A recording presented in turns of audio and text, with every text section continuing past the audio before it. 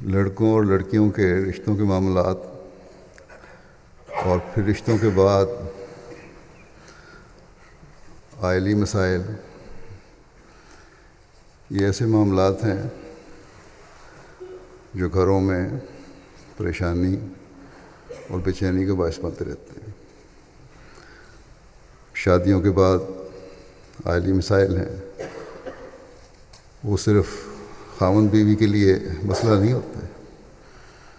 بلکہ دونوں طرف کے والدین کے لیے بھی پریشانی کا باعث ہوتے ہیں۔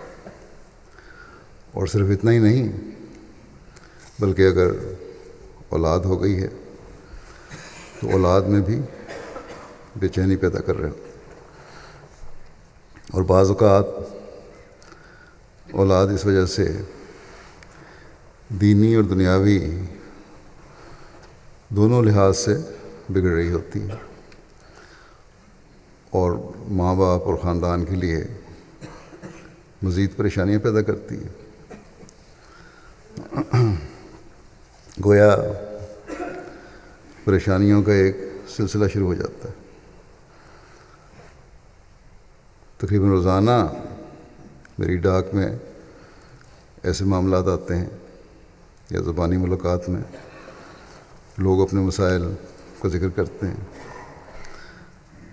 ایک طرف لڑکیوں کے رشتوں کا مسئلہ ہے، پڑھائی کو عذر بنا کر اصل عمر میں رشتے نہیں کیے جاتے جب لڑکی کی رشتے کی عمر ہوتی ہے کہ پڑھ رہی ہے ابھی، اور جب رشتے ہو جائیں بڑی عمر میں، جب ذرا بڑی ہوتی ہیں، پڑھ لکھ جاتی ہیں، رشتے ہو جاتے ہیں،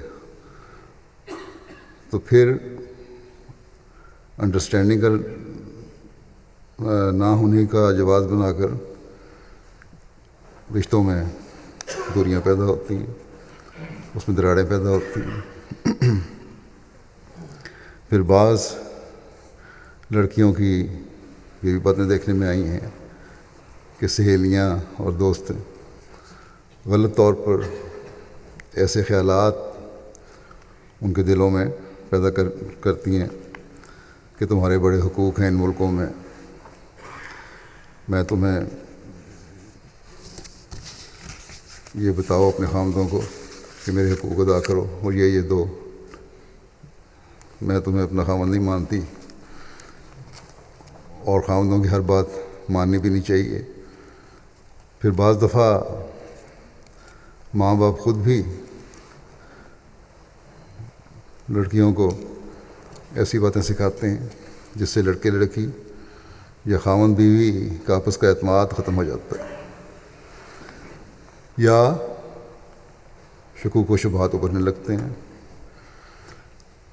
افسوس اس بات کا ہے کہ پاکستان سے یہاں رشتہ کروا کر آئی ہوئی لڑکیاں بھی جو مغربی ممالک میں آتی ہیں، یہاں آزادی کو دیکھ کر اس رنگ میں رنگین ہو کر پھر غلط مطالبے کرنے شروع کر دیتی ہیں،